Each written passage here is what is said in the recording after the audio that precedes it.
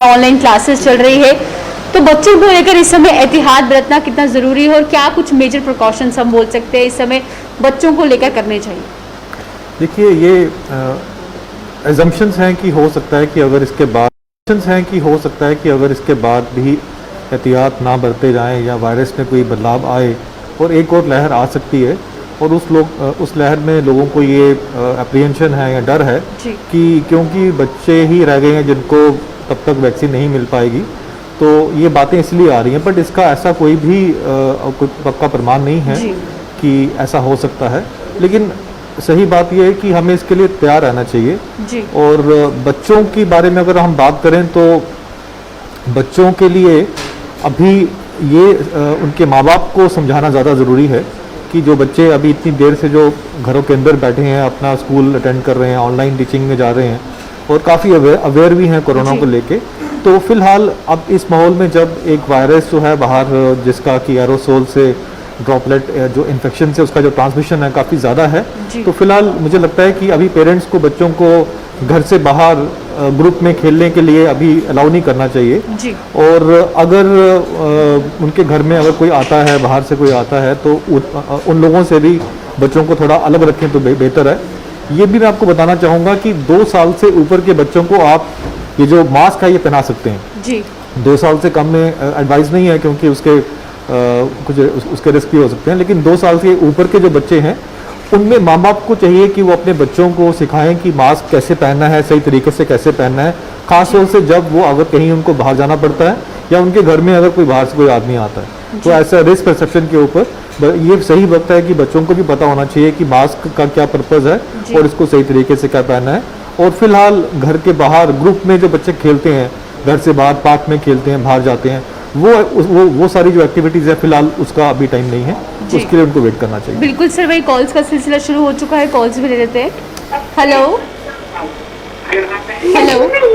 जी, अपना सवाल बोलिए सर। हेलो, गुड इवनिंग जी, वेरी गुड इवनिंग, अपना सवाल बोलिए। डॉक्टर से सवाल एक करना था। हमारे मेरे अंकल का ना चेस्ट एक्सरे जो है वो थोड़ा इन्फेक्शन दिखा रहा है। जी, हाँ सुन रहे बोलिए। हेलो, हाँ बोलिए, सुन रहे हैं आपको। वो चेस्ट मतलब एक्सरे में जो है चेस्ट इन्फेक्शन दिखा रहा है, तो फिर हमने जो है HRCT हमने कल किया, मतलब करवाया, तो वो लंग्स में जो है क्लियरली दिखा रहा है पूरा। तो जो है रैपिड टेस्ट जो है वो नेगेटिव आया, लेकिन हमें RT-PCR भी करवाया है, तो उसका अभी रिपोर्ट अभी नहीं आया है। तो हमें डॉक्टर साहब मतलब आइसोलेशन में रहना पड़ेगा उनको या क्या करना पड़ेगा? आप जरा प्लीज थोड़ा सा मशवरा देंगे।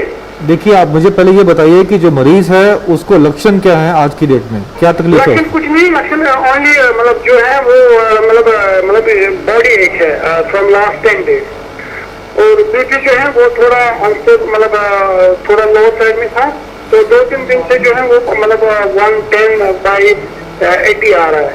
देखिए, सैचुरेशन इज अराउंड 93। ठीक है, तो ये अच्छी बात है कि वो अपने क्लिनिकली स्टेबल हैं।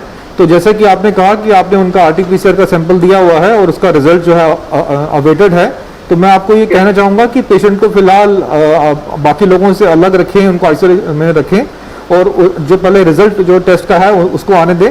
उसके बाद में फिर आप फैसला कीजिए कि उनको डॉक्टर को दिखाने की ज़रूरत है या फिर आप उनको अपना आइसोलेशन से बाहर ला सकते हैं।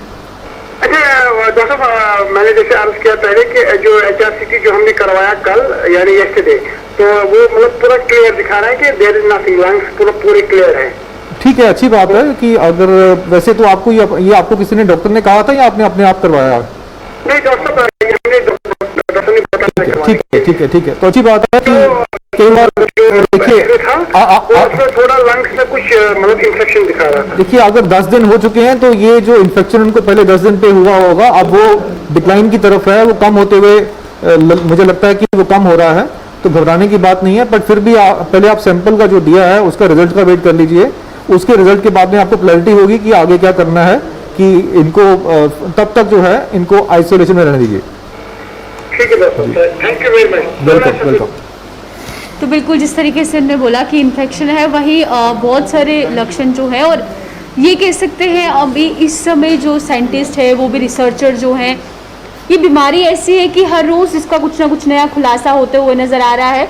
तो अभी अगर बात करते हैं सर पेशेंट्स की, किस किस्म के पेशेंट देखने को मिल रहे हैं, कैसे हम वेरिएंट्स की बात करते हैं, कितने किस्म के वेरिएंट्स इसमें निकल कर आ रहे हैं साहब? तो देखिए, ये हमें समझना है कि जब भी कोई वायरस मल्टीप्लाई करेगा या उसका जो ट्रांसमिशन है एक से दूसरे में जाएगा, दूसरे से तीसरे में जाएगा, तो वायरस की अपनी फितरत है कि उसमें म्यूटेशंस होती हैं। जी। वायरस को भी अपनी प्रजनन बनाने के लिए, अपने आप को सर्वाइव करने के लिए म्यूटेशंस उसका एक नेचुरल फिनोमेना है। अब ये जो म्यूटेशंस होती हैं, अगर ये ज़्यादा हो जाएं तो उनसे एक वेरिएंट बनता है। जी। वो वेरिएंट जो है डिपेंडिंग ऑन म्यूटेशंस हमारे लिए फायदेमंद भी हो सकता है या नुकसानदायक भी हो सकता है। जी। फायदेमंद तब होगा कि अगर वेरिएंट मतलब जो उसकी म्यूटेशन है वो ऐसी हो जाए कि उसका जो ट्रांसमिशन जो है वो कम हो जाए या उसका जो विरुलेंस है वो कम हो जाए, तो ये हमारे फायदे की बात होती है। पर अक्सर इसका उल्टा भी होता है, और जो हमारे साथ अभी हुआ कि इस बार जब हमने सेकेंड वेव में देखा कि वायरस जो है, जब सेकेंड वेव में हम गए और वायरस जो है बड़ा एक से दूसरे में फैला, तो इसमें जो म्यूटेशंस हुई हैं वो हमारे लिए ठीक नहीं है। हमने उसमें देखा कि जो नए वेरिएंट्स बन के आए वो पहले से ज़्यादा एक दूसरे को इन्फेक्शियस यानी कि इन्फेक्शन दे सकते हैं। उनका जो ट्रांसमिशन रेट है वो बढ़ गया है, उनका जो बीमारी कॉज करने की जो उनकी ताकत है वो भी बढ़ चुकी है। तो ये वेरिएंट जो है ये नेचुरल प्रोसेस है, इसका हल जो है हमें उस पर ध्यान दी। ये चीज़ हम अपने कंट्रोल में नहीं कर सकते। वेरिएंट्स जो हैं ये आएंगे जब तक वायरस मल्टीप्लाई करेगा। हम सिर्फ जो चेन ऑफ ट्रांसमिशन है उसको रोकने की बात कर सकते हैं। बिल्कुल। वेरिएंट सभी आएंगे जब वायरस अनकंट्रोलेबल मल्टीप्लाई करेगा। जितना वो मल्टीप्लाई करेगा उतने ही वेरिएंट्स आएंगे। अगर आज हमारे पास 4 या 5 वेरिएंट्स हैं, कल को हो सकता है कि और भी वेरिएंट्स आए, तो हम जब हम ढूंढेंगे उनको तो हमें और भी मिलेंगे। तो हमारा फोकस रहना चाहिए कि हमने चेन ऑफ ट्रांसमिशन को तोड़ना है, ब्रेक करना है, ताकि अपने आप वायरस को आगे फैलने का मौका ना मिले। बिल्कुल सर, वही नेक्स्ट सवाल ले लेते हैं। हेलो हेलो जी, अपना सवाल बोलिए। हाँ जी बोलिए, सुन रहे हैं आपको, आप बोलिए सवाल क्या है आपका? सवाल ये है कि जो ये रोज जैसे बंधु ने वैक्सीन किया ना। हाँ जी। हेलो। हाँ सुन रहे हैं, बोलिए बोलिए। हाँ, जैसे वैक्सीन किया है, डबल डोज भी किया है लोगों ने जी। तो कभी अमेरिका से, कभी कोई पता नहीं वीडियो से, कभी फेसबुक से लोग कुछ बंदे बोलते हैं कि 2 साल के बाद जिनने वैक्सीन किया वो मर जाएंगे, ये हो जाएगा, वो हो जाएगा। देखिए, इसको गवर्नमेंट क्यों नहीं ध्यान दे रहा है? ये क्या है? बिल्कुल बिल्कुल। देखिए, ऐसा है कि जहां भी ऐसे मैसेज आते हैं उसके बाद में इन मैसेजेस की जो कंडेमनेशन भी होती है, ये फेक न्यूज़ है बेसिकली। कई लोग ऐसे हैं जो एक जो पार्ट ऑफ द पिक्चर जो है वो उसको बढ़ाकर फैलाकर बताते हैं। पर आपको समझने की ज़रूरत है कि आज की डेट में जितने भी देश वैक्सीन जहाँ पे ज़्यादा लगी है वहाँ पे अपने आप जो है कोविड के केसेस कम हो गए हैं। वहाँ पे अपने आप हॉस्पिटल में जो भर्तियाँ हैं वो कम हो गई हैं और लोग ज़्यादा सीरियस बीमारी में नहीं जा रहे। अब आप अपने आप को देखिए, जम्मू कश्मीर में जब से वैक्सीनेशन का प्रोग्राम स्टार्ट हुआ है हमारे केस कितने कम हो गए हैं। तो ये इसके बारे में आपको कोई डरने वाली बात नहीं है। ये सब बेसलेस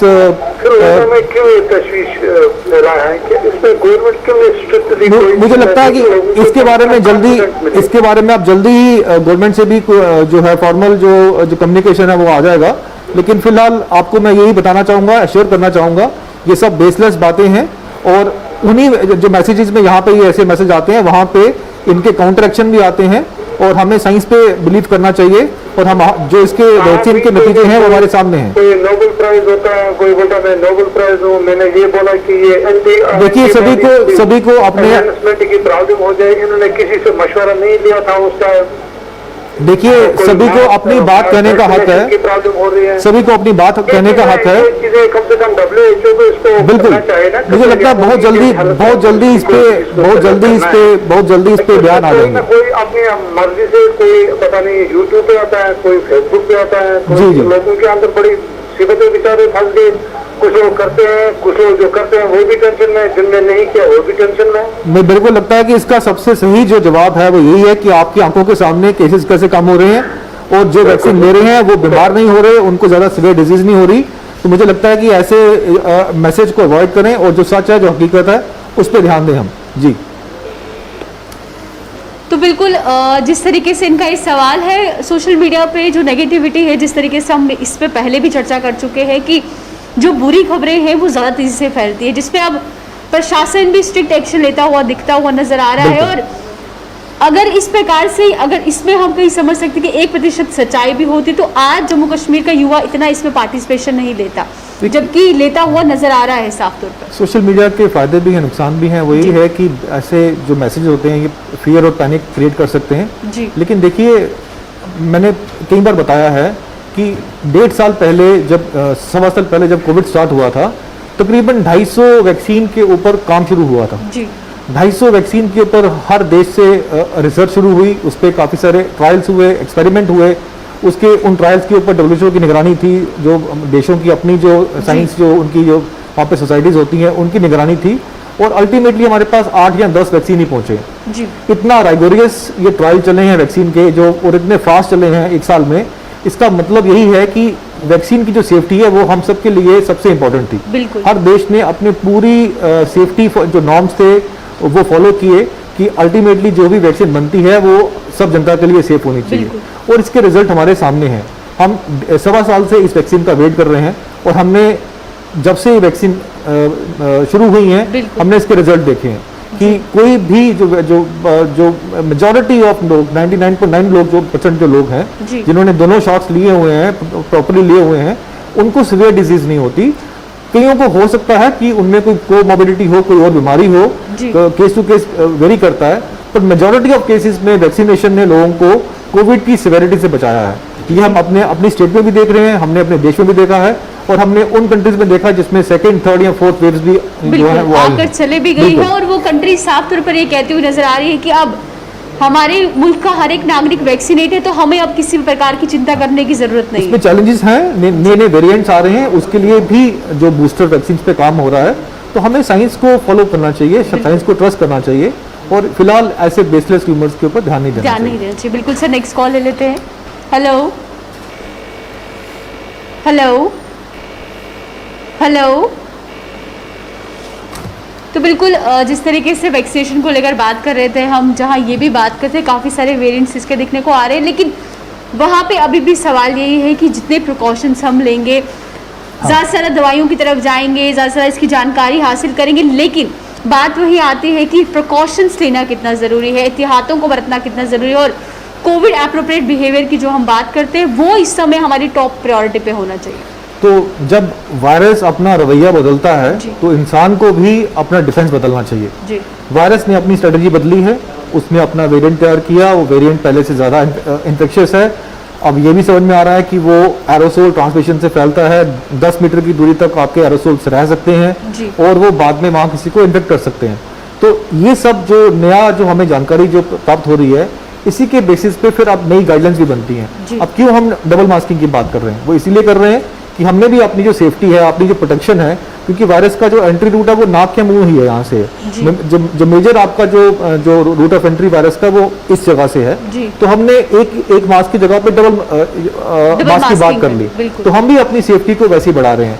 पहले हम एक मीटर दूरी की बात करते थे, अब हम 6 गज की दूरी की बात करते हैं, 2 गज की बात करते हैं।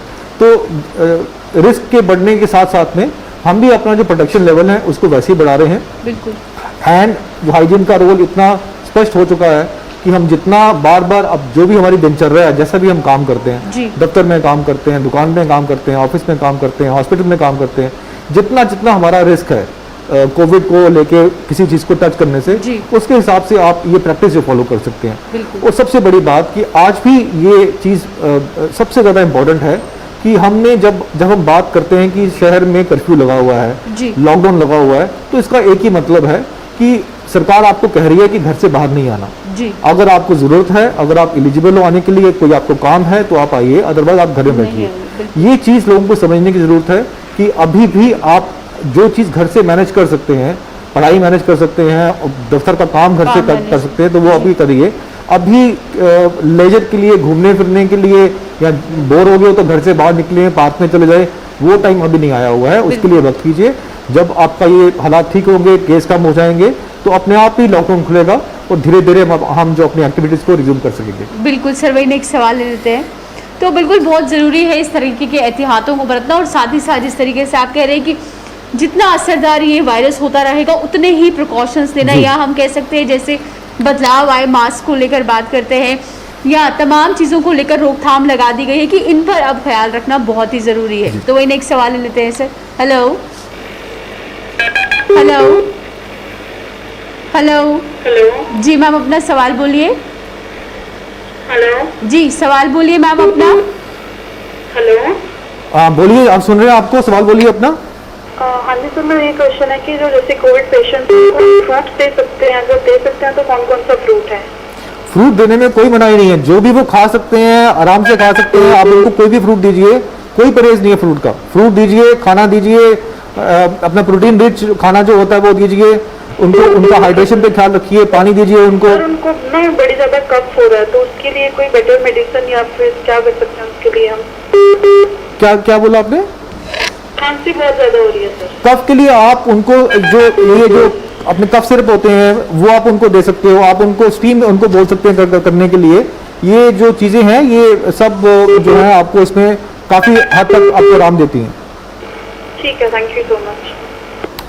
तो बिल्कुल जिस तरीके से घर के बात करते हैं हम, बहुत सारी ऐसी चीज़ें हैं जो घर पे भी हम करके इस कोरोना से कहीं ना कहीं लड़ सकते हैं। जैसे हम गार्गल्स की बात करते हैं, गर्म पानी की स्टीमिंग की बात करते हैं, छोटी मोटी जब भी खराश आए कह सकते हैं कि अपने एंड पे हम घर में ये सब चीज़ें कर सकते हैं। घरेलू जो भी हमारे घरेलू नुस्खे हैं, जब तक वो हमारी मेडिकल लाइन को क्रॉस ना कर रहे हैं और हम कोई एडवर्स इफेक्ट ना करें तो हमें इसमें कोई दिक्कत नहीं होती है।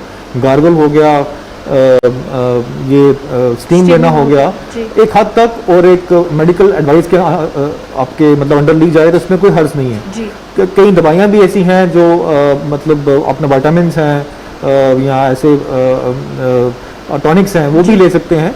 लेकिन बात सिर्फ हम करते हैं कि जो ऐसी दवाइयां हैं जैसे कि एंटीबायोटिक्स हो गए, एंटी फंगल हो गए, एंटीवायरल हो गए, स्टेरॉइड्स हो गए, इनकी जो प्रिस्क्रिप्शन है ये हमें हमेशा डॉक्टर से पूछ के ही लेनी चाहिए, क्योंकि हर एक केस में अलग अलग इनका रोल रहता है, इनकी डोज अलग रहती है, ड्यूरेशन रहती है।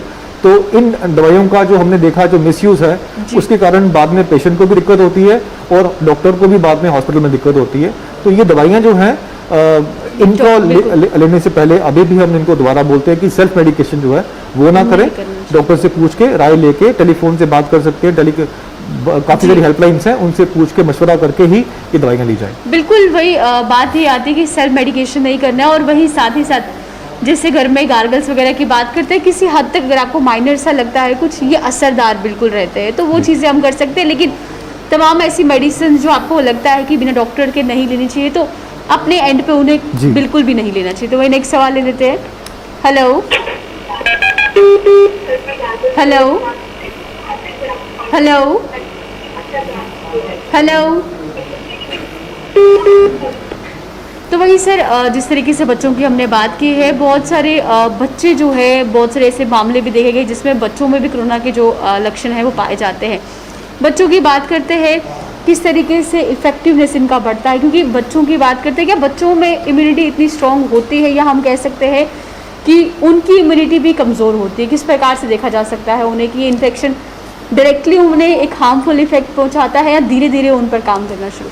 देखिए, अगर हम कोविड की पहली और दूसरी वेव में कंपेयर करेंगे तो एवरेजली जो बच्चों में जो इन्फेक्शन काफ़ी कम थे, 4% के करीब मेरे ख्याल से जो डाटा था हमारे पास, 4% के करीब बच्चों को इन्फेक्शन हुआ, वो भी माइल्ड हुआ जी। उसकी सिवियरिटी ज़्यादा नहीं थी, मे बी वायरस भी इतना विरुलेंट नहीं था और बच्चे माइल्ड से सिम्टम्स करके बाहर आ गए। बहुत कम लोगों को हॉस्पिटल की ज़रूरत पड़ी और वो भी ज़्यादातर मैनेज हो गए। लेकिन अब हम अगर सेकेंड वेव की बात करते हैं तो वायरस का जो नया जो वेरिएंट है ये बच्चों में काफ़ी ज़्यादा जो है एक्टिव है और जो रेट ऑफ इन्फेक्शन बच्चों में ज़्यादा देखा गया है। बच्चों में हर तरह के बच्चे, मतलब जिनकी उम्र महीनों में है या सालों में है, हर तरह का जो स्पेक्ट्रम ग्रुप है वो इसमें कवर हुआ। और माइल्ड, मॉडरेट और सिवियर डिजीज, वो जो तीनों पैटर्न है इसमें देखे गए। बच्चों की सेफ्टी जो है वो उनके माँ बाप के थ्रू डिपेंड करती है। माँ बाप जितने अलर्ट रहेंगे, बच्चे तो 1.25 साल से घर पे ही हैं, तो अगर बच्चों को इन्फेक्शन हुआ तो वो यहाँ घर से जब बाहर गए होंगे तब हुआ होगा या उनको घर में आके किसी ने दिया होगा। तो बच्चों की सेफ्टी जो है वो डायरेक्टली लिंक्ड है कि उनके माँ बाप कितने अलर्ट हैं, कितने कॉशियस हैं और वो अपने बच्चों को उन्होंने कितना सेफ्टी प्रिकॉशन बताए हुए हैं।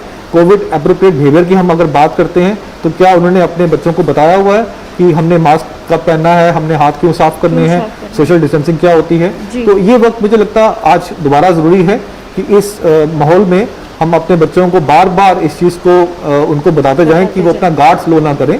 अभी भी खतरा टला नहीं है और माँ बाप को चाहिए या घर के जो बुजुर्ग हैं, बड़े हैं, उनको चाहिए कि बच्चों को हाई रिस्क जो एरिया है वहाँ मत लेके जाएं। शादियाँ, पार्टियाँ, बर्थडे पार्टीज का टाइम अभी नहीं है, अभी इनको अलग रखने का वक्त है और इनको अवेयर रखने का टाइम है कि ये पूरी तरह से इनको मालूम होना चाहिए कि हमें कोविड से कैसे बचना है। बिल्कुल सर, वही नेक्स्ट सवाल ले लेते हैं। हेलो जी, बात करनी चाहते थे। जी सर, अपना सवाल बोलिए। हेलो, हाँ बोलिए, सवाल क्या है आपका? हेलो, हाँ बोलिए बोलिए जी। सवाल ये है कि मतलब आज से 14 दिन पहले कोविड टेस्ट पॉजिटिव आया था। 14 दिन पहले? हाँ जी, 14 दिन पहले। ठीक। उसके बाद मतलब 10 दिन बाद वो टेस्ट करवाया, जो ये रैपिड टेस्ट है, ठीक, तो वो नेगेटिव आ गया जी, वो नेगेटिव आ गया। ठीक। उसके बाद फिर परसों फिर टेस्ट करवाया वो, और आरटीपीसीआर की क्या बोल रहे हैं उसको? हाँ, आरटीपीसीआर, ठीक। तो वो अब पॉजिटिव आ गया जी। तो इसके लिए हमें क्या करना होगा? देखिए ऐसा है कि आप पहले ये बताइए कि आपको आज की डेट में कोई लक्षण है, बुखार, खांसी? कोई लक्षण नहीं, ना पहले था ना अब है। बहुत बढ़िया। तो आपको ये हम समझाना चाहेंगे और आप प्लीज समझिए इस चीज को कि अगर आपको कोविड पॉजिटिव आने के बाद में कोई भी लक्षण नहीं थे, जब आप घर पे आइसोलेटेड थे 10 दिन के लिए, तो किसी भी तरह का टेस्ट, रैपिड या आरटीपीसीआर करवाने की कोई जरूरत नहीं होती। 10 दिन के बाद में आप अपनी जिंदगी में वापस आ सकते हैं। क्यों टेस्ट कराने की जरूरत इसलिए नहीं होती कि आप 10 दिन के बाद में किसी को ये इन्फेक्शन नहीं दे सकते। और कुछ लोगों में नाक से ये वायरस को निकलते निकलते वक्त लगता है, हफ्ते लग सकते हैं, महीने लग सकते हैं, और बार बार पॉजिटिव आने से इंसान कंफ्यूज हो जाता है कि कहीं मेरे को इन्फेक्शन है तो नहीं। इसलिए हम ये टेस्ट को 10 दिन के बाद में ऐसे लोगों में बिल्कुल नहीं करवाते जिनको कोई लक्षण नहीं है। तो जैसा आपने बताया है, आप बिल्कुल सेफ हैं, आप नॉन इन्फेक्टेड हैं, आप अपने घर में किसी को इन्फेक्शन नहीं दे सकते। आप आराम से अपनी जिंदगी में वापस आइए और अपना काम शुरू कीजिए। Thank you. वेलकम। तो बिल्कुल जिस तरीके से आपने पहले भी बहुत बार बताया है दर्शकों की, जब आप में कोई सिम्टम नहीं है, आपने पूरे जो प्रोटोकॉल्स हैं उनका पालन किया है, इतने दिन भी आप पूरा क्वारंटाइन या आइसोलेशन में रहे हैं, उसके बाद आपको टेस्टिंग की ज़रूरत बिल्कुल भी नहीं है। तो इसमें हम दो बातें हमें समझनी है कि जिनको सिम्टम्स नहीं है, पॉजिटिव आने के 10 दिन के बाद में अगर उनको कोई सिम्टम नहीं रहता तो वो 10 दिन के बाद में अपनी ज़िंदगी में वापस आ सकते हैं जैसे वो काम करते हैं, और उनको टेस्ट करवाने की ज़रूरत नहीं है। जिनको माइल्ड से सिम्टम अगर होते हैं तो उसमें हम जो है 4 दिन उनको और ऐड कर देते हैं कि 14 डेज का आइसोलेशन खत्म करके, और लास्ट के 3 दिन में देख लें कि बुखार नहीं होना चाहिए बिना किसी दवाई को लिए हुए, और ये लोग भी हैं बिना टेस्ट किए अपनी जिंदगी में वापस आ सकते हैं। टेस्टिंग जो है वो हम लोग इसलिए रिकमेंड नहीं करते कि कई लोगों में नाक के अंदर जो जेनेटिक मटेरियल होता है इसका वायरस का, वो काफी उसकी क्लियरिंग होने में काफी वक्त लगता है। हफ्ते भी लग सकते हैं, महीने भी लग सकते हैं, 3-3 महीने तक लग सकते हैं। तो बार बार टेस्ट कराने से वो अपने आप को कंफ्यूज करते हैं, क्योंकि टेस्ट जो है वो ये नहीं कहता कि ये आदमी बीमार है, वो सिर्फ ये कहता है कि इसके नाक में अभी भी वो चीजें हैं जो कि वायरस में होती हैं, पर उसका बीमारी से लिंक नहीं रहता। 10 दिन के बाद में या 14 दिन के बाद में ऐसे आदमी जो कि रिकवर हो जाते हैं कोविड से, वो किसी को आगे ये बीमारी नहीं दे सकते। तो इसलिए लोगों को हम बार बार ये बताते हैं कि अपना भी समय खराब ना करें और टेस्ट भी वेस्ट ना करें, और अगर आप ठीक हो चुके हैं, सिम्टम्स नहीं है, तो दोबारा टेस्ट करवाने की आपको जरूरत नहीं है। जी बिल्कुल सर, नेक्स्ट सवाल ले लेते हैं। Hello hello hello hello. तो बिल्कुल कहीं ना कहीं हम ये भी कह सकते हैं, क्योंकि बहुत से लोग जब बार बार टेस्टिंग करवाते होंगे, एक पैनिक सा क्रिएट होता होगा कि आखिरकार अब मैं स्वस्थ भी हो गया हूँ, कोई लक्षण भी नहीं नजर आ रहे, तो फिर टेस्ट क्यों पॉजिटिव दिखा रहा है, तो उस पर भी असमंजस में एक इंसान जो है वो फंस सकता है। वही बात करते हैं जिस तरीके से डाइट को लेकर भी बहुत से लोग इस समय जागरूक हो चुके हैं कि डाइट जो खान पीन है वो भी शरीर पर बहुत ही असर करता है। ना सिर्फ पैंडेमिक की बात करते हैं, ऐसे भी जो हमारे खान पीन की हम बात करते हैं वो एक बेहतरीन होनी चाहिए, जिससे जो असर है पूरी बॉडी पर पड़ता है उसका। देखिए अपने एक्सपीरियंस में कहना चाहूँगा कि हमने देखा है कि जो आदमी जिसकी बॉडी फिट है, फिजिकली फिट है, इम्यूनिटी अच्छी है, जी। इन लोगों को रिस्क थोड़ा सा बाकियों से कम होता है। जी। हाँ, अगर ये कोई गलती ना करें, मतलब कोविड अप्रोप्रिएट बिहेवियर में अगर कोई अगर लापरवाही ना करें, जी। तो जो जिनकी इम्यूनिटी स्ट्रॉन्ग है उनको उनका जो कोविड का जो रिस्क होता है कम होता है। जी। लेकिन अगर किसी भी कारणवश कोई बीमारी है, कोमॉर्बिडिटी है, डायबिटीज है, हाइपरटेंशन है, ओबेसिटी है, दिल की बीमारी है, कैंसर हुआ है, टीबी हुई है, एचआईवी है कि पॉजिटिव है, या लंबी कोई दवाई खा रहे हैं किसी चीज़ के लिए, ऐसे लोग जो होते हैं और अगर ये गलती कर दें कि मास्क वगैरह सही तरह से ना पहने, तो इन लोगों में रिस्क जो है कोविड का बढ़ जाता है। जी। तो इन जो कोविड के जो भी ऐसे लोग हैं, इनको हम ज़्यादा ये इसलिए उनको बार बार बताते हैं कि आप लोगों को अपनी बीमारी का भी ख्याल रखना है जी। और जो कोविड का भी ख्याल रखना है, और उसमें डाइट का बहुत इंपॉर्टेंट रोल है। जितना ये अपना जो बीमारी के साथ में अपना सेहत का ख्याल रखेंगे, अपना खाने का पीने का ख्याल रखेंगे, अपनी इम्यूनिटी को थोड़ा सा पहले से बेहतर रखेंगे इन दिनों में खास तौर से, तो उतना ही इनका रिस्क थोड़ा सा कम हो जाएगा। बिल्कुल, क्योंकि डाइट जो है वो बहुत अहम रोल भी निभाती है, और अगर डाइट भी आप अच्छी लेंगे, कोविड के पूरे जो SOPs है उनका भी पालन करेंगे, तो हमें नहीं लगता वो दिन दूर होगा जिस दिन जो आज हम पॉजिटिव केसेस में एक डाउनफॉल देख रहे हैं, ये केसेस जो है वो शून्य भी हो सकते हैं। ये सब है कि जितना जल्दी हम वैक्सीन की तरफ जाएंगे, और जो अपना हमारा जो अवेयरनेस है इससे बचने के लिए, कोविड एप्रोप्रिएट बिहेवियर की हम बार बार बात करते हैं, सबको मालूम है, लेकिन कहीं ना कहीं पे हमें मालूम भी होता है, लेकिन हम फिर भी इसको स्किप कर देते हैं, इसको लाइटली लेते हैं। जी। जब तक हमारे दिमाग में सबकॉन्शियस लेवल पे ये सारे के सारे बिहेवियर वो भी पैकेज में, देखिए मास्क पहनने से रिस्क थोड़ा कम होगा, सोशल डिस्टेंसिंग से रिस्क और कम होगा, उसके बाद में हैंड हाइजीन से और कम होगा, अगर आप बाहर बिल्कुल नहीं जाएंगे तो और कम होगा। ये पूरा पैकेज है, बिल्कुल पूरा पैकेज। जितना हम चीज़ों को सबको फॉलो करेंगे उतना ही हमारा रिस्क कम हो जाता है।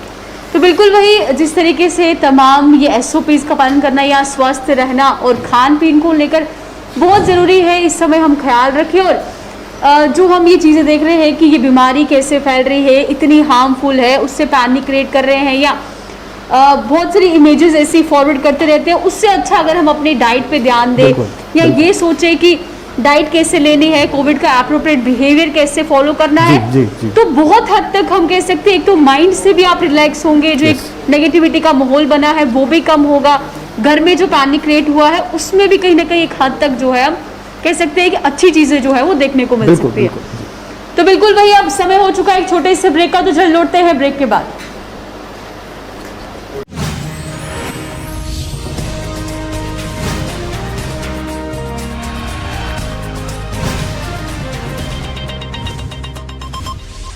A very good evening to all. On behalf of the Department of Health and Medical Education, Government of Jammu and Kashmir, this is today's daily media briefing on the emergent COVID situation in the UT. As of today, 26 May 2021, a total of 3,037 new positive cases have been reported since our last update yesterday, which includes 1,089 cases from Jammu Division and 1,948 from Kashmir Division. Moreover, 4,023 COVID patients have recovered. Apart from this, a total of 40 COVID deaths have been reported, which includes 19 from Jammu Division and 21 from Kashmir Division. Over the period of last 24 hours, a total of 47,788 COVID tests have been conducted, which includes both RAT and RT-PCR. With regards to bed occupancy, against the total availability of 5,456 level 1 and level 2 beds, 2,740 stands occupied. With regards to oxygen availability, over the period of next 24 hours, a minimum of 1,41,947 cubic meters of oxygen shall be made available in hospitals across the UT. It's important to mention here that a new 625 LPM oxygen generation plant was successfully commissioned at LD Hospital, Srinagar today. Apart from this, a couple of plants of 1000 LPM each are under trial run at GMC Jammu. With regards to the COVID vaccination drive, a total of 44,790 people were successfully vaccinated today, which brings the total number of people cumulatively vaccinated across the whole UT to 30,83,534. In the 45 years and above age category, 67.72% people have been vaccinated. Today, in the 18 to 45 year age category, 34,249 people were vaccinated. Apart from this, all district and divisional level control rooms are functional around the clock. Teleconsultations are available on the ECGVD portal. Live call-in program COV Talk is running on Gulistan from 8:30 p.m. to 9:30 p.m. And doctors speak on Lady Kasha from 8:15 a.m. to 9 a.m. and 8:30 p.m. to 9:30 p.m. And finally, Doctor on Radio on AIR Srinagar from 3 p.m. to 3:30 p.m. And lastly, 108 emergency ambulance services are available 24/7.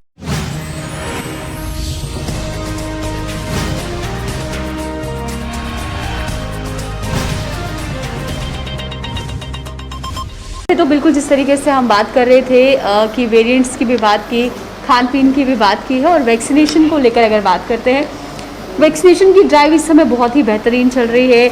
18+ जितने भी युवा हैं आ रहे हैं, vaccination करवा रहे हैं, even slots का भी इंतज़ार कर रहे हैं। लेकिन बात करते हैं अभी भी जो वैक्सीनेशन है किन के लिए, जिन्हें पहले ये सोच विचार करना चाहिए, या जहाँ पे वो वैक्सीनेशन लगवाने जाते हैं वहाँ पर भी डॉक्टर्स होते हैं, बहुत से लोगों को एलर्जी होती है, या कोमोर्बिडिटीज़ की बात करते हैं, या बहुत सारी ऐसी बीमारियाँ जिनसे उन्हें कोई ऐसी मेडिसिन जिनका इम्यून उनका कम हो, क्या वो जांच पड़ताल के बाद ही उन्हें वैक्सीनेशन के लिए जाना चाहिए? देखिए, ये बड़ा इम्पोर्टेंट सवाल है कि यहाँ हम एक तरफ सबको कह रहे हैं वैक्सीन लेने के लिए, तो हमें ये भी ख्याल रखना चाहिए कि किन लोगों को वैक्सीन फिलहाल अभी नहीं लेनी चाहिए।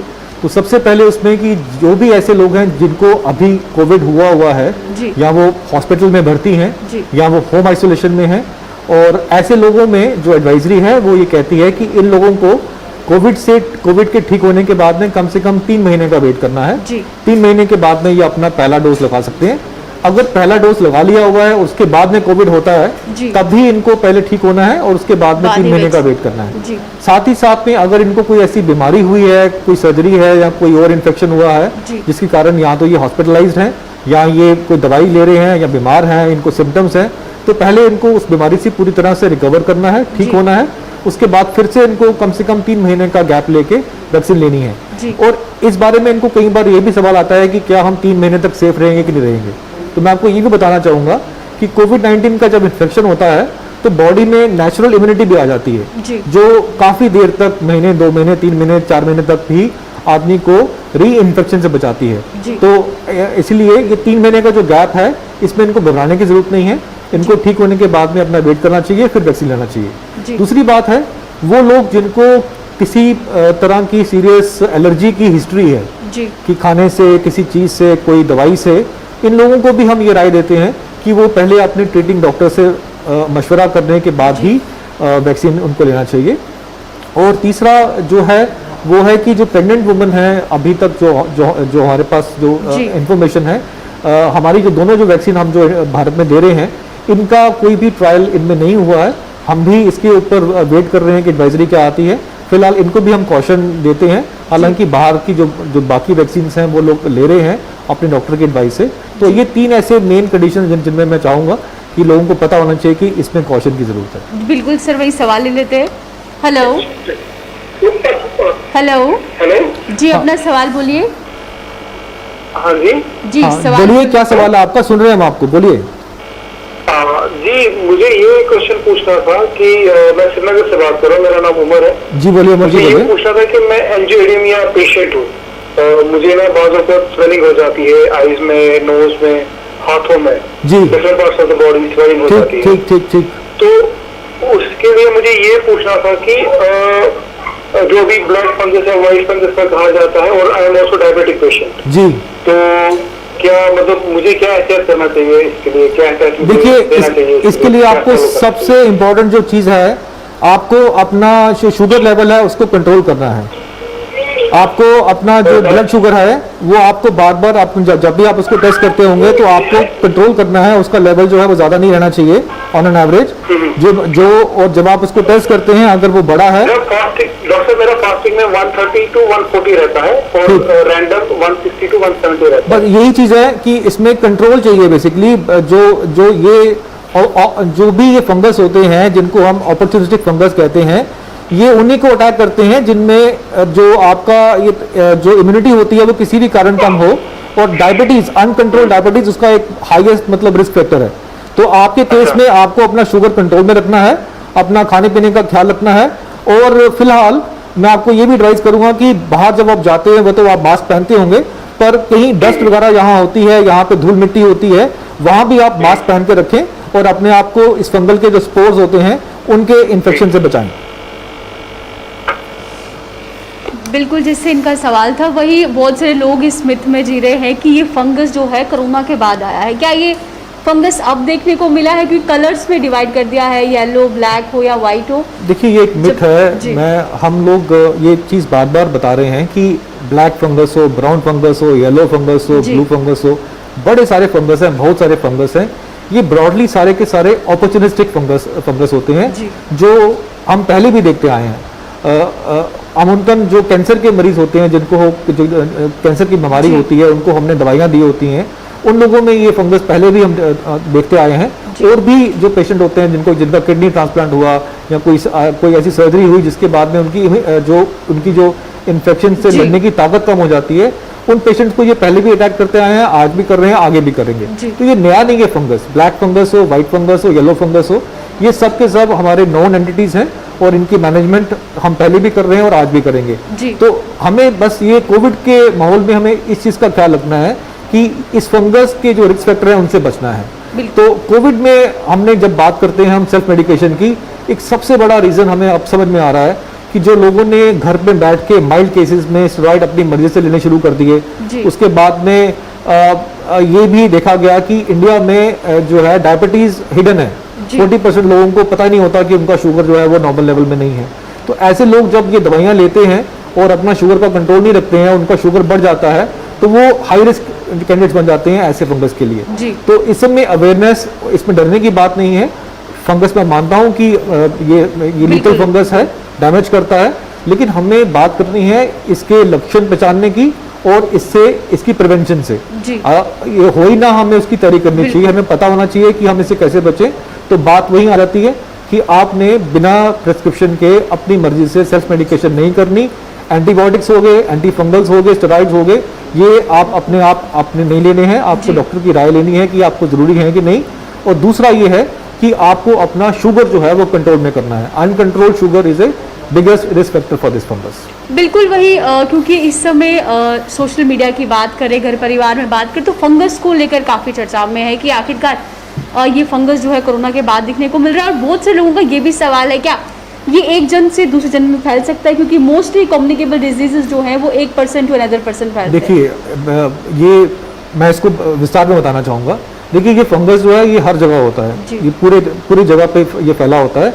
जो डेड मटेरियल होते हैं, प्लांट पौधे, अपना पुराना खाना, उस पर ये ग्रो करता है। और उसके बाद में इसके स्पोर्स होते हैं जो कि उस फंगस से बाहर में हवा में आ जाते हैं, और इंसान को जो इन्फेक्शन होता है उन स्पोर्स को इनहेल करने से होता है। वो मुंह से भी जा सकते हैं, नाक से भी जा सकते हैं।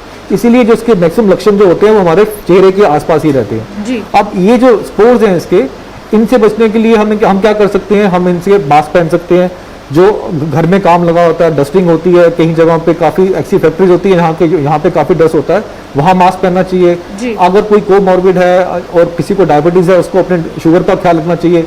आमतौर पर लोग एक बार डायबिटीज़ होता है दवाई शुरू करते हैं, बाद में भूल जाते हैं कि इसको कम भी करना है, बढ़ाना है, चेंज करना है कि नहीं करना है। तो आप अपना अगर डोज अपना देखते रहे लेवल कितना है, अगर बढ़ता है तो दवाई को अपना चेंज कीजिए, बढ़ाइए उसको, डॉक्टर की राय लीजिए।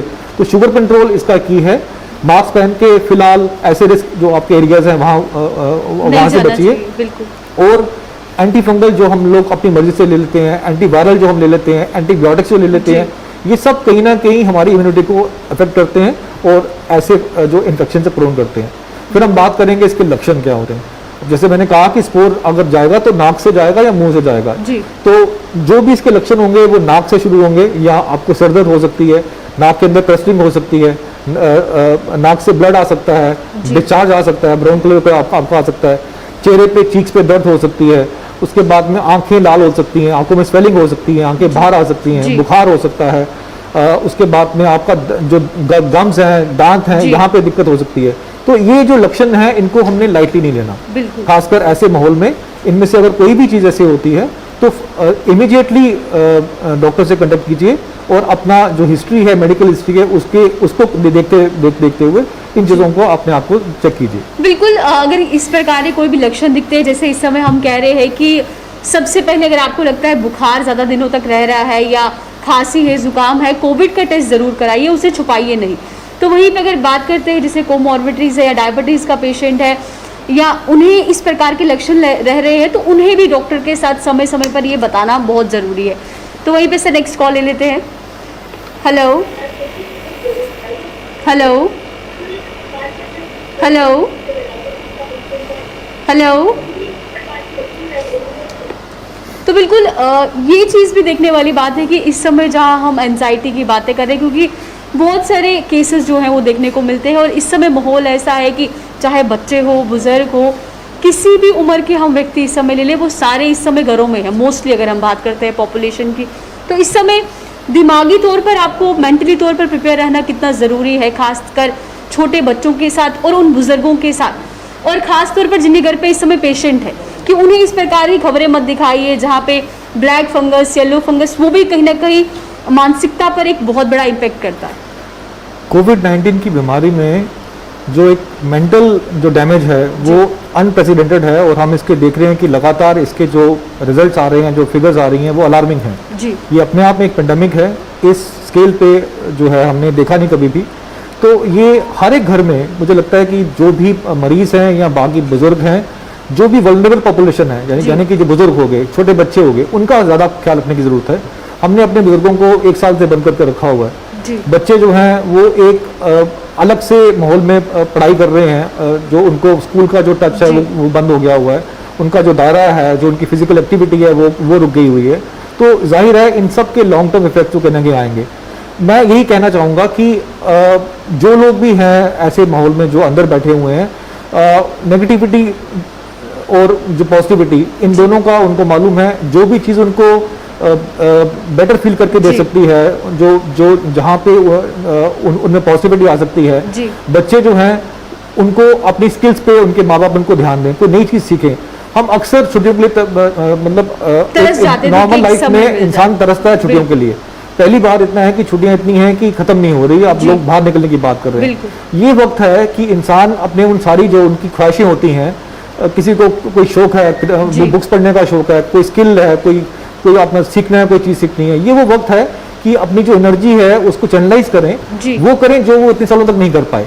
बुजुर्ग हैं जो है वो अपना जो भी उनका ग्रुप है, उनके दोस्त हैं, पुराने दोस्त हैं, फ़ोन है आजकल, व्हाट्सएप है, स्काइप है, बड़े सारे आपके माध्यम है, कनेक्ट करें, वर्चुअली कनेक्ट करें। अगर नहीं मिल सकते, फ़ोन आपको रोकता नहीं है। अपने पुराने दोस्तों को याद करें, अपनी पुरानी यादें हैं उनको ताज़ करें।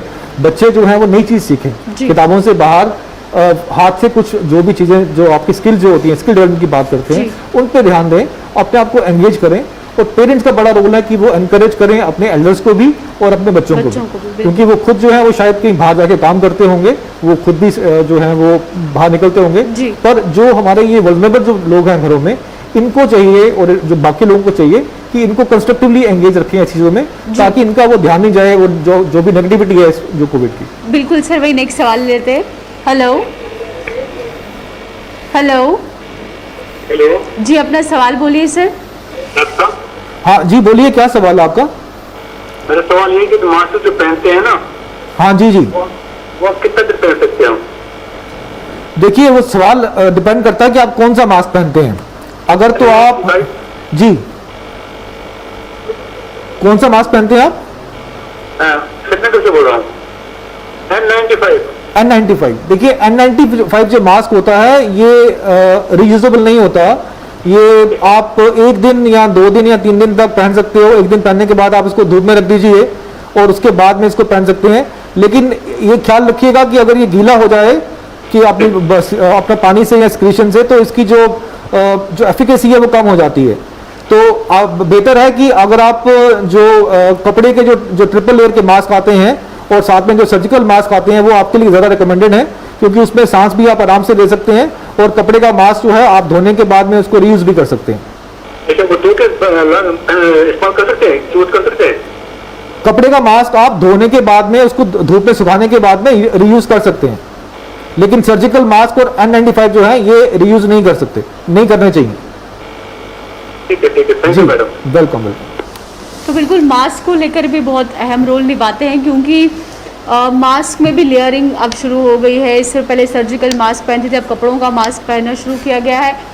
अगर एक ड्यूरेशन देखें, कितने समय के बाद मास्क को बदलना भी बहुत बढ़िया सवाल किया उन्होंने। देखिए, ऐसा है, अल्टीमेटली मास्क हमें जो है एरोसोल या ड्रॉपलेट इन्फेक्शन से बचा रहा है। जी।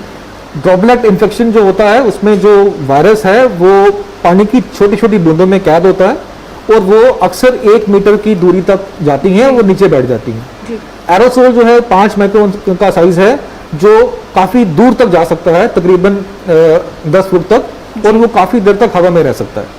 अब मास्क का हमारा पर्पज़ ये है कि हम जो भी किसी के सामने अगर खड़े हैं जो कि मान लिया वो मरीज है, तो अगर वो बात करता है, छींकता है, खांसता है, तो हर एक केस में उसका जो ट्रांसमिशन है वो अलग अलग होगा। कहीं में पास आके खत्म हो जाएगा, कहीं में दूर रहेगा, कहीं में काफी देर तक रहेगा। हमारा मास्क ऐसा होना चाहिए कि इन सब सिनेरियो में, और वो भी ये भी हो सकता है कि वो खुली जगह में हो या बाहर हो, हमारा जो मकसद है वो ये है कि ये एरोसोल या ड्रॉपलेट्स हम लोग किसी भी कंडीशन में हमारे अंदर ना जाएं। अब इसके लिए हमारे पास 3 ऑप्शंस हैं। सबसे पहला ऑप्शन जो हमारे पास है वो सर्जिकल मास्क जो होता है, जो डॉक्टर्स कोविड से पहले आपने देखा होगा कि जो पहनते थे ब्लू कलर का होता है, वो ट्रिपल लेयर मास्क होता है, और वो सबसे पहले आप उसको पहन सकते हैं। दूसरा है कि आप जो है कपड़े के जो आजकल मास्क आए हैं, लेकिन आप ख्याल रखिए कपड़े की कम से कम उसमें 3 लेयर होनी चाहिए। वो एक सिंगल कपड़े का जो है वो उसका कोई फायदा नहीं है, और जो गमछा बांधते हैं उसका भी फायदा नहीं है, जो तौलिया बांधते हैं उसका भी फायदा नहीं है। जो ट्रिपल कपड़े की लेयर का जो मास्क है वो इफेक्टिव रहता है। और तीसरा जो हम बात करते हैं N95, जो मैं अभी भी कहूंगा कि डॉक्टर्स को या हॉस्पिटल में जो है रिकमेंडेड है और उन्हीं को पहनना चाहिए, बिकॉज इसके भी सांस में दिक्कत होती है, इसको ज़्यादा देर तक पहनना इतना आसान नहीं होता। पर आज की अगर हम बात करें कोविड की सेकेंड वेव में, हम जानते हैं कि वायरस जो है ज़्यादा ट्रांसमिसिबल है, ये ज़्यादा इन्फेक्शियस है। तो एक मास्क की बात नहीं करते, वो सब लोग जो किसी हाई रिस्क एरिया में जाते हैं, हॉस्पिटल हो गया, एयरपोर्ट हो गया, बाजार हो गया, दुकान पे शॉपिंग करने गए, एटीएम के अंदर कमरे में घुसे, जो कवर्ड एरियाज हैं, यहाँ काफ़ी लोग ट्रेवल करते हैं, आते हैं, और ऐसे एरियाज में आपका जो एरोसोल ट्रांसमिशन से हमें खतरा होता है। तो ऐसी जगह पे अगर कोई जाता है तो हम उसमें डबल मास्किंग की बात करते हैं कि आप 2 मास्क पहन के जाइए। कैसे कर सकते हैं? आप सर्जिकल मास्क और कपड़े को 2 बार पहन सकते हैं, या आप कपड़े के 2 मास्क पहन सकते हैं, या आप सर्जिकल को 2 बार लगा सकते हैं। पर्पस ये है कि जो फिल्ट्रेशन की जो हमारी जो उसकी जो वायरस की जो चांस है, वो रिस्क ऑफ इन्फेक्शन को जितना हम कम कर सके। मास्क के साथ में सोशल डिस्टेंसिंग भी आती है, रिस्क और कम हो जाएगा। मास्क के साथ में आप अगर अपना हाथ साफ कर लेते हैं, रिस्क और कम हो जाएगा। पूरा ये पैकेज जो है, ये आपका हमारा अल्टीमेट ऑब्जेक्टिव है कि हम कैसे अपना वायरस इन्फेक्शन से रिस्क कम से कम कर सकते हैं। बिल्कुल सर, वही नेक्स्ट सवाल ले लेते हैं। Hello hello hello. तो बिल्कुल जिस तरीके से आपने बताया कि बहुत ज़रूरी है इन सब चीज़ों का भी ख्याल रखना, बात वही आती है कि जितने इस समय आप प्रिकॉशंस लेंगे, जितना आप अपना ख्याल रखेंगे, उतने ही आप इस वायरस से बचे रहेंगे। और जितना आप इस समय इस कोविड एप्रोप्रिएट बिहेवियर की बात करते हैं, नहीं इसका पालन करेंगे, उतने ही आपके चांसेस है इस इन्फेक्शन में आने के। देखिए, आज भी मैं कहूँगा prevention is better than cure. आज भी अगर हम बात करें तो हमारे पास इसका क्योर नहीं है। जो भी एक्सपेरिमेंटल थेरेपीज थी, हमने देख लिया 1 साल में कि उनमें से कोई भी कारगर नहीं हुई। आज भी सबसे आसान तरीका है बचने का ऐसे है, ये 3 चीज़ों की बात करते हैं हम। अगर आपको ज़रूरी नहीं है, घर बैठिए, घर से काम कीजिए। बाहर निकलना है तो इन 3 चीज़ों का बात फॉलो कीजिए, और इन 3 के साथ में अगर आप एलिजिबल हैं वैक्सीन के लिए तो वैक्सीन लगा दीजिए। वैक्सीन के बारे में जितनी भी मिथ्स हैं अभी तक सबको क्लियर हो चुकी हैं, जो भी भ्रम है वो भी हमने क्लियर कर दिए हुए हैं। और मुझे खुशी होती है जब हम लोग रोज 20-30 कॉलेज सुनते हैं कि वैक्सीन का स्लॉट नहीं मिल रहा, हमें कोई रास्ता बताइए। तो ये जो यूथ में जो ये नई चेंज आई है वैक्सीन को लेके, ये वेलकम है। और हम ये उम्मीद करते हैं कि जल्दी से हम अपना ये जो हाई रिस्क वाला जो ग्रुप है, जिन्होंने घर से बाहर काम करने के लिए निकलना होता है, जिनको रिस्क ऑफ इन्फेक्शन ज़्यादा है, जल्दी से जल्दी हम इनको वैक्सीनेट करके अपनी जो चेन ऑफ जो ट्रांसमिशन है वो ये उसका एक बहुत इंपॉर्टेंट मेंबर्स हैं। तो जितने भी हमारे शॉपकीपर्स हैं, जिनकी दुकानें हैं, जो बैंक में काम करते हैं, पोस्ट ऑफिस में काम करते हैं, मंडियों में काम करते हैं, बाहर निकलते हैं, और ये सब लोग जो हैं ये हाई रिस्क के लोग हैं। और इनका जो चेन ऑफ ट्रांसमिशन देखने का एक ही तरीका है कि ये सब सेल्फ मोटिवेटेड होके खुद वैक्सीन लगाएं और अपने साथ में 2-3 को लेके जाएं। अपने घर में, अपने दफ्तर में, अपने जो थोड़े हेजिडेंट हैं उनको भी साथ में लें और वैक्सीनेशन का पूरा डोज कंप्लीट करें और अपने आप को और अपनी स्टेट को और अपने देश को बचाएं। बिल्कुल सर, वही नेक्स्ट सवाल ले लेते हैं। हेलो जी, अपना सवाल बोलिए सर। जी बोलिए। हम सुन रहे हैं आपको, बोलिए क्या सवाल है आपका। जी मेरा ये सवाल था कि तो फिर कुछ गाइडलाइंस है मतलब जिसको कोविड पॉजिटिव है? कोविड पॉजिटिव आपका कोई घर में मरीज है जो कोविड पॉजिटिव है? नहीं, अब उसका नेगेटिव गया, मतलब अब इसके बाद कुछ और कितने दिन हो गए उसको नेगेटिव आए हुए? उसको हो गए ऑलमोस्ट 23 डेज हो गए लगभग। ठीक है, तो अभी देखिए ऐसा है कि सबसे पहले अभी आपको क्या करना है कि 3 महीने का वेट करना है। 3 महीने के बाद आप सबसे पहले उसको वैक्सीन लगाइए ठीक है। और तब तक जो है इनके खाने पीने का खूब ख्याल रखिए और इनको आराम करने दीजिए।